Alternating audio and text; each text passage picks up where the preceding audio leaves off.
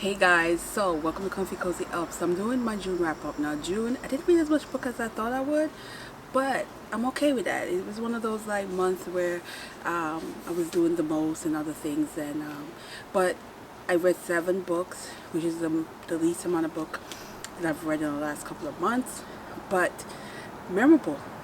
Absolutely memorable books, and I'm pretty sure at least one or two will if my reading continues, this might end up on my favorites. So let me start off with books that I already discussed. So if I've had a review of these, I'm not going to discuss it much. So this video shouldn't be that long because most of these I have done a review for. So we are going to start with Edward Dad a Cat. So this is Everything Inside. This is a short story collection, and this was very heavy compared to ones that I've read in the past, and I thought it was well done.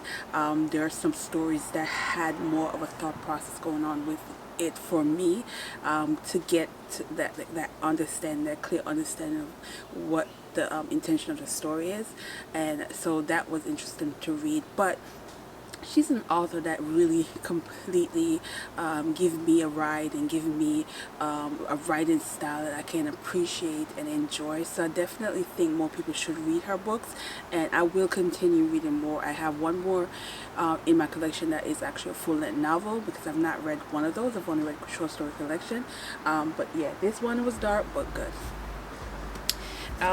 Then I had to dive into some Pepper Pot, and this one I enjoyed for the readathon because this was a collection of different Caribbean authors that contributed to this list, and so I was able to got introduced to authors I didn't know of that I definitely will pursue and read their full-length novel. But it's very interesting stories. There were some stories in this that really had me like had that moment of what am I reading, but in a really good way. So highly recommend this as well. This is definitely if you're looking for like a different views of Caribbean author, pick this one up. Then the next book, I was like, how could I not have read this before? Why was this one of those late reads? And that is Kingston Noir. And this one, you have some authors in here that are big names, the Camilla, the Marlon Jane, the Bishop Powell, Leona Ross. And so it was just, for me, I'm like, why am I just reading this? But it was worth it, guys. I was so into this. It just still gives me that whole feel of why some of these authors are my cup of tea and I am a big fan of.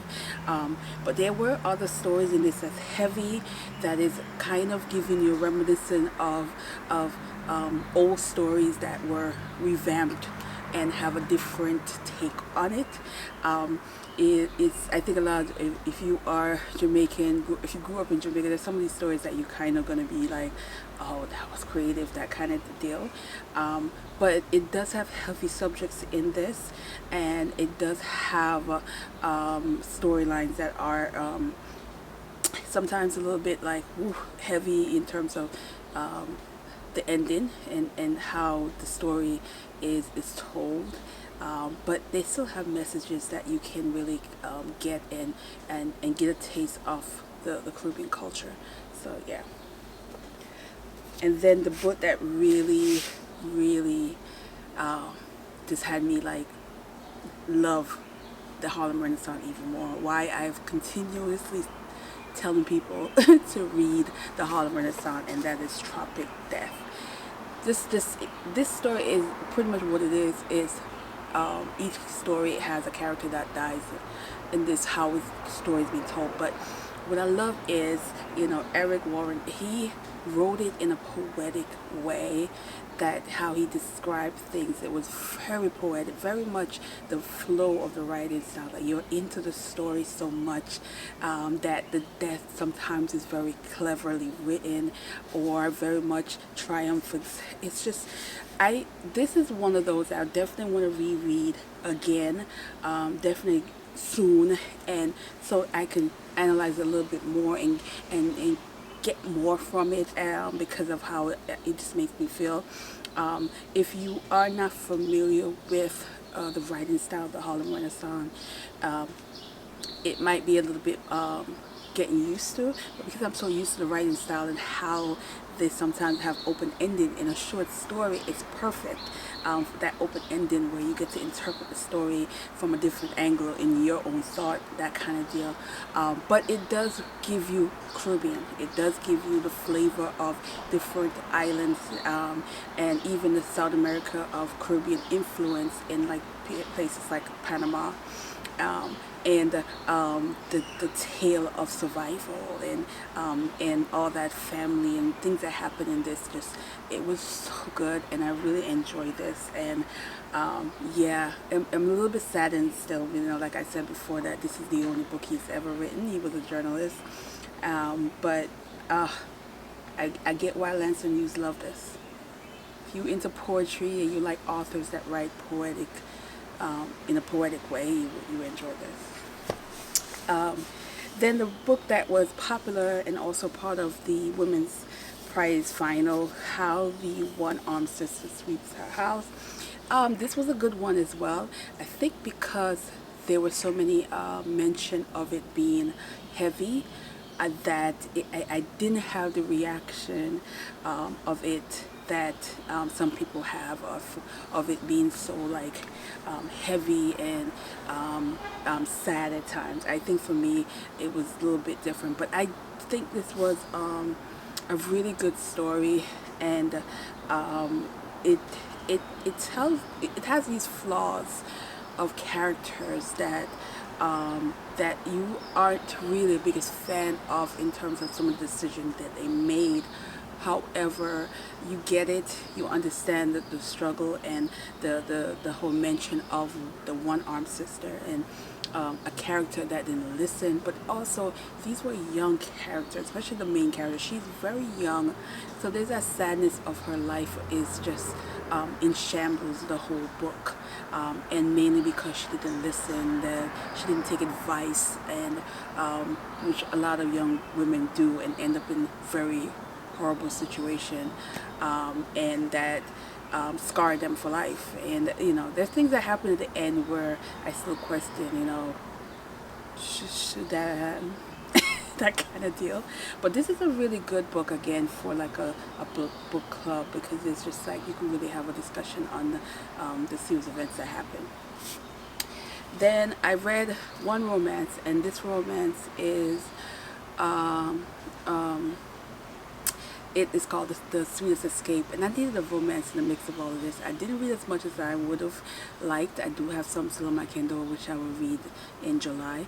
But Rizzy Adams is from Antigua, Bermuda, so I was happy to get that island romance in the mix, and I really enjoyed this. It was just that one, sweet getting your life back together. So you're going to decide to go away to an island, with not clear when you returning, but you just wanted to get away from everyone, and really think about the decisions you make. And in the midst of that, you find someone who is a go-getter, who is doing everything to make her life better. She's educated, but she's also a hustler, so she's working her 9 to 5, but she also works at the bar. And it's I love this kind of romance in terms of it's not always perfect, but you get why the two should be together, and how they can feed off each other in terms of what they need.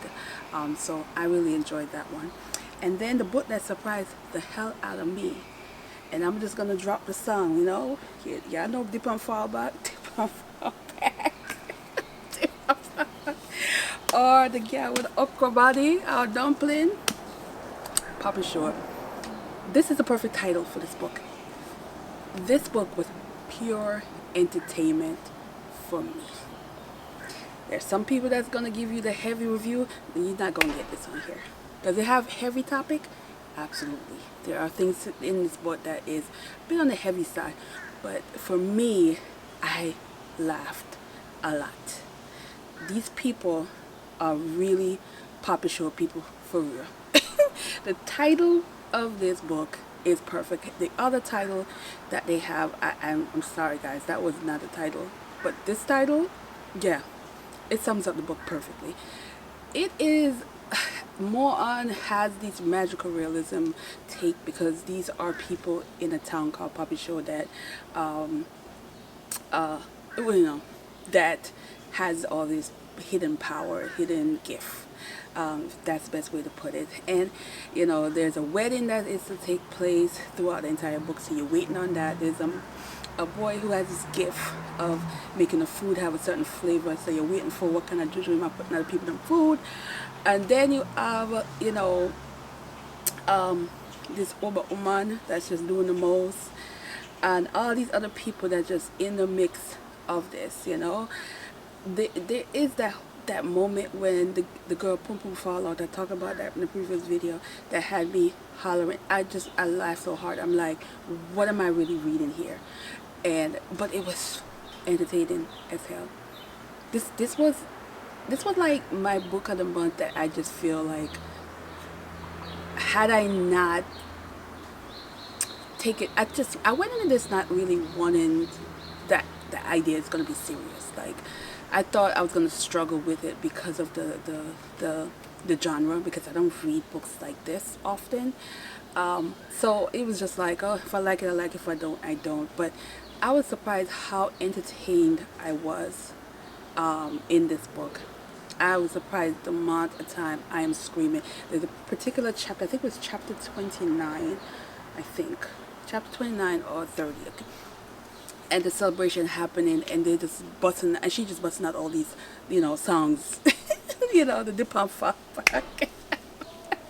I couldn't talk about it. The people just felt rude, but also my people, Jamaican folks, we tend to be very, like, say what we really want. And sometimes if you're not a part of the culture, you might consider it rude or insult. But to me, it's just how we are expressing ourselves. And these people were just yelling things out in the crowd. And I was freaking screaming, because it was just like, yeah, this was entertaining. This was entertaining. It was very Caribbean. Very Caribbean. It does have that, fantasy, magical-ish. People who read genres like that will give you a better description on that. But for me, this was just pure entertainment. I was entertained. I got good comedy out of this. And so, yeah. But there's hidden, like I said, there are hidden messages. There are things that are serious in this. But for me, we just love the dip file. Yeah, I know that song. My advice, there is nothing. I cannot take this thing serious. This is so good and entertaining. I love this. And I love the cover. I mean, the other book, had the pretty, edges and all that. But the cover and the title for this was just perfect. So, yeah, this is my sweet surprise of the month. I'm shocked how much I was entertained and enjoyed this. But if you read it, let me know how you felt. I mean, I might be the only one that was laughing about this shit.